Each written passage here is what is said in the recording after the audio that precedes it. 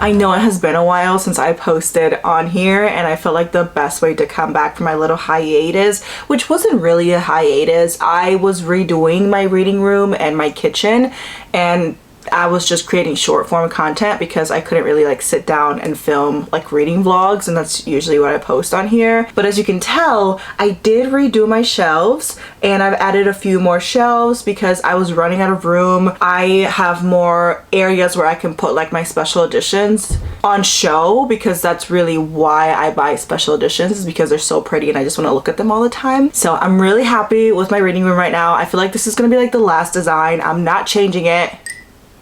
I figured the best way to come back and start fresh with my YouTube videos would be to do a TBR for the month of June. And usually I would use my TBR cards to pick my TBR for that month, but this month I have a very specific type of genre that I'm into, like I'm vibing. I have been vibing so hard with fantasy books lately, especially romantasy. I think it's because it was winter here in Michigan and I've just read so many romantasy books. They're all phenomenal, let me tell you. I'll probably make a separate video with just like the recommendations of all the great romantasy books that I've read. But as of right now, let's go over my June TBR. Now there is one on here that is not a romantasy. The rest of these are all romantasies. And as you can tell, my little TBR cart here needs life. I don't know if you can see her very well, probably not, but she needs to be redone. To start things off, we have our Infinite Fates. So this is a book that I have seen everywhere on my social media. I mean, TikTok, YouTube, Instagram, you name it. Somebody's talking about it. Somebody's raving about it. Somebody's saying like, this is the best plot I've ever read in my life. People are sobbing over this book, which I mean,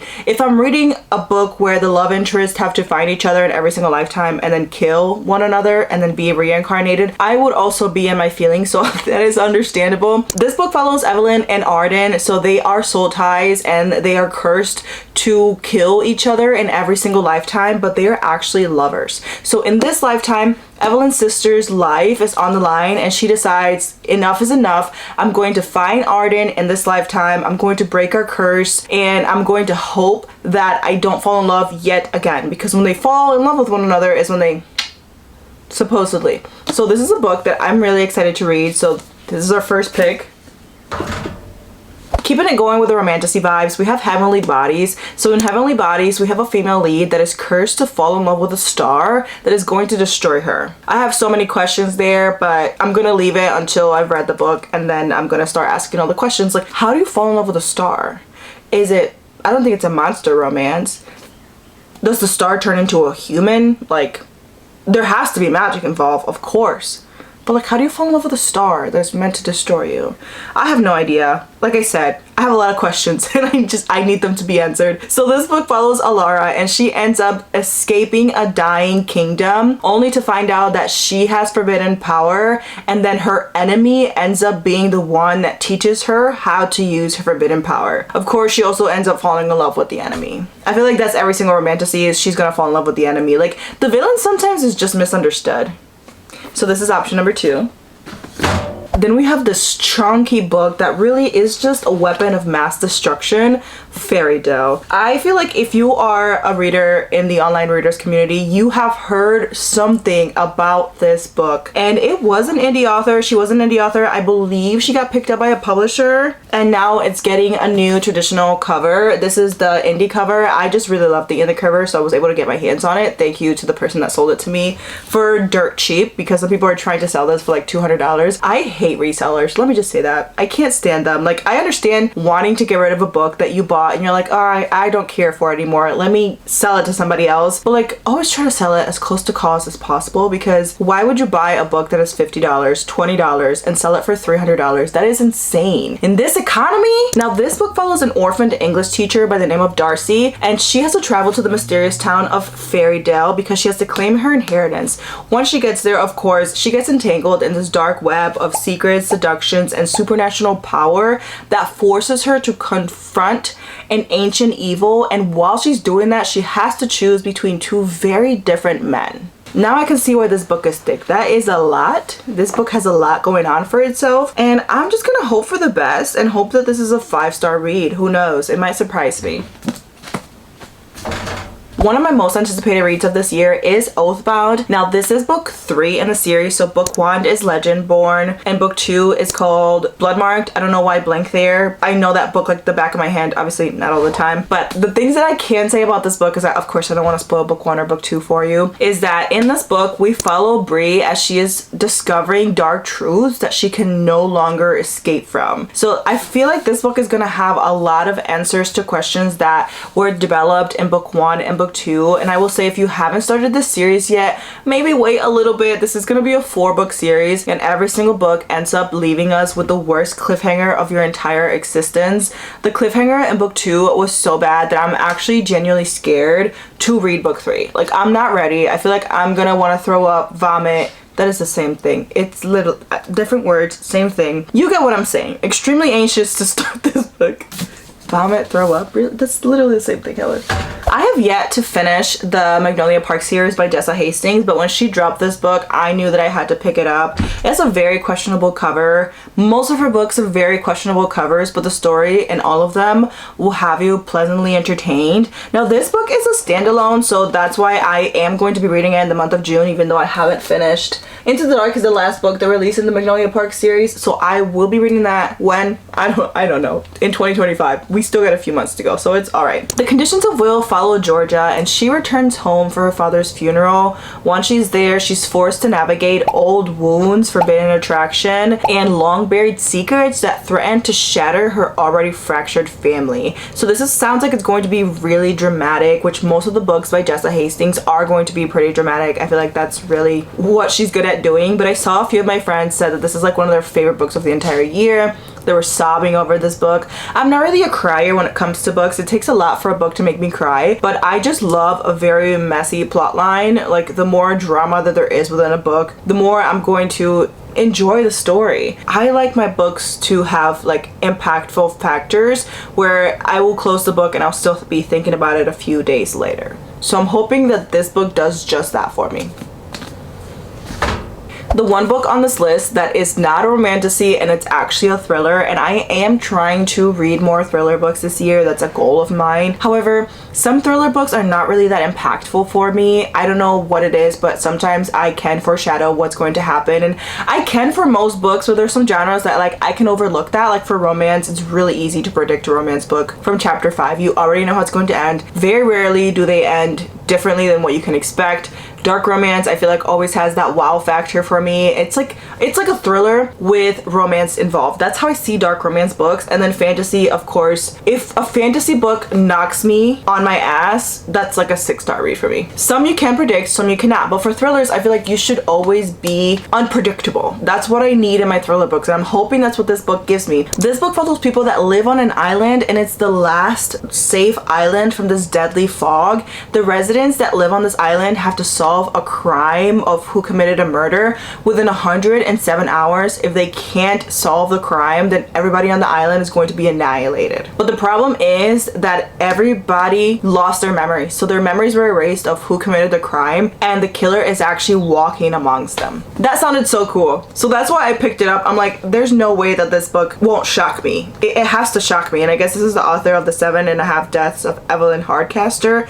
I have heard about that book, have not read it. So I'm hoping this book is really good. Now, another highly anticipated book of this year for me is The Night and the Moth by Rachel Gillig. I read One Dark Window, and that's literally a book that I don't shut up about. It's one of the best duologies out there, especially when it comes to like dark gothic vibes, and that's exactly the same theme for this book, so that's why I'm really excited to read it. This one, it was kind of hard to figure out what this book was about because I went on Goodreads and there's literally like no description on Goodreads. So then I had to go on Barnes & Nobles and try to figure out, okay, what is this book actually about? The reviews that I see also about this book, nobody tells me, and I guess I know it was just released not that long ago, so like, let's give it some time, let's give people some grace. But I'm like, can somebody please tell me what this book is about? But I will tell you because I figured it out. Eventually, I got the answer. So this book actually follows a visionary diviner by the name of Sybil. So she is coming to the end of her sacred service, and she actually aligns herself with a knight to uncover why her sisters are vanishing. Kind of like a murder mystery in a sense to me, or like finding missing people. But it has that dark gothic vibe that we're used to from Rachel Gillig. I am hoping that this book is like a 10-star read for me. I know I'm putting a lot of expectations on the story, but I feel like Rachel Gillig, with her style of writing, writing. It's just really poetic, but also really dark and mysterious. And with One Dark Window, there was so many like riddles in that story, and I feel like this is gonna have not the riddles per se. I mean, if it had the riddles, I would be really happy, but I feel like this would have a lot of plot points that are gonna have me questioning the characters and the storyline and where is the story actually going to take us. And that's what I love about her writing. So I might actually be diving into this tonight. I don't know. It is Saturday and I have like nothing to do for the rest of my night, so I might actually start here, but we'll see. This prologue. In all things there must be a balance, beginnings and endings, light and dark, fire and shadows, the sky, the sea, the realms. There's so much more, but I don't want to sit here and just read the book to you, but tell me that didn't sound good. That did sound good. Next we have Reign of Shadows and Endings. So this is actually another book that is getting a new cover. I also believe that this was an indie book that got picked up by a publisher, so it's getting a brand new cover. So if you do like this cover, you should run and buy it while you can, because it will be getting a new cover. And the new cover has not been released just yet, but I just genuinely love this. Look at the entire series. Look how cute they look. They're so cute. I absolutely love these covers. They're just so simple, and there's just something about having the indie cover of a book when it gets picked up by a publisher. Like, that's just, it's a trophy. It's one of the prettiest trophies you can have. Anyways, I'm getting off topic here. This book follows Teslin, and she is chosen to serve the mysterious heir of endings in a kingdom that is ruled by secrets. She discovers a legacy that threatens to reshape their forgotten world and reveal her as its key. This sounds like a dark romantasy, to be very honest with you, and I'm here for that. Second to last, we have Nocticadia. So this is another book that is being given a new cover, and I actually just like the traditional cover a lot more. I haven't seen the new one yet. Would I buy it when it comes out? I don't know. There are some books that get new covers and it's like, give me the old cover. The old cover looked a lot better. This book follows a female lead that is wanting to uncover the illness that killed her mother. So she enrolls in a secret university wanting to get some truths, and she actually ends up falling in love with her professor. It's a very creepy town though, so a lot of other things happen, but that is just the main plot point that's stuck in my brain. Student teacher, hey. Although in real life, I do not condone that. Let me say that this is fiction. We're gonna leave it in fiction. In real life, absolutely not. Okay, they're also in college, so it's not like they're in high school or something weird like that. I'm hoping she's over the age of 18 minimum. I would prefer like 21 plus, but we'll see. We'll see once we pick up the book. Oh look, I gotta put it down here. It's starting to get filled up there. And then lastly, we have A Fate of Wrath and Flame, and this is actually the Fairy Loot special edition of this book. I'm absolutely obsessed, and this was definitely an impulse buy. I have zero regrets. I actually like the naked hardcover a lot more than the slit that goes on top of it. This book follows a thief that finds herself in a magical kingdom. While she is there, she's actually mistaken for a princess, so she has to navigate the waters of politics, a reluctant king, and a mission of stealing a sacred stone. This sounds like it's going to be really action-packed because there's a lot going on there.